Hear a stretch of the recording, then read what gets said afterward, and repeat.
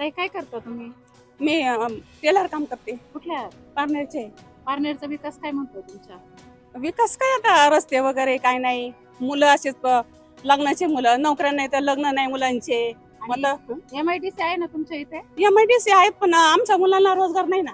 का नाही रोजगार? तर काय माहित नाही मला, पण विजू भाऊ बोलतोय मुलांना रोजगार देईन मी, 30,000 मुलांचं तिथं काम करेन. आणि मागील आमदार पण असेच उभे होते ना, म्हणून तुम्ही निवडून दिलं त्यांना. हा दिला ना. आणि त्यांनी वेळेच्या अगोदर राजीनामा दिला. कशामुळे दिला राजीनामा? आता त्यांना खासदारकी लढायची होती ना.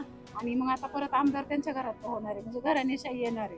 तुम्हाला त्याच्याबद्दल काय म्हणायचं? मला त्यांच्याबद्दल काही नाही म्हणायचं. घराणेशाही बद्दल घराणे साहेब मला तसं काही म्हणायचं नाहीये, पण आता खासदार दे म्हणल्यावर आमदार दुसरा पाहिजे अशी आमची इच्छा आहे. कोण पाहिजे आमदार? आम्हाला विजूभाऊ आवटी त्यांनी खूप समाजसेवा केलेली आहे. त्यांनी कोरोना काळात लोक असे खांद्यावर उचलून नेलेले आहेत.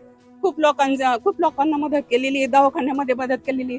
रात्रीचं कधी फोन करा आजारपणात लगेच येऊन उचलून नेणार, दवाखान्यात ऍडमिट करणार.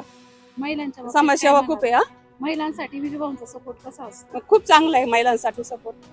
आणि आज फक्त तरुण वर्गच दिसतो, मग बाकीच्या महिला किंवा ज्येष्ठ- तरुण नाही, वयस्कर लोक पण खूप मागे आहे. विजूभाऊच्या वयस्कर लोकांची खूप कामे केलेली आहेत त्यांनी. आणि विजूभाऊ जर निवडून आले तर आता जे दहशत आहे पारनेर तालुक्यामध्ये पूर्ण ती संपेल का असं वाटतं तुम्हाला? दहशत नाही, मी ते तसं म्हणू शकत नाही दहशतीचं काही. पण मुलं आमचे खूप बेरोजगार आहे.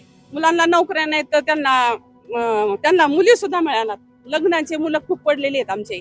कामगार मिळाला तर मुलं हा हा हा आणि तो विजूभाऊ करू शकतो, म्हणून विजूभाऊला साथ द्यायची आम्हाला ह्यावेळेस. त्यांचं चिन्ह काय आहे? त्यांचं चिन्ह हिरा आहे, अनुक्रमांक 7 आहे. म्हणजे हिरा निवडून द्यायचं हा असं फिक्स ठरलंय आमचं पारनेरकरांचं.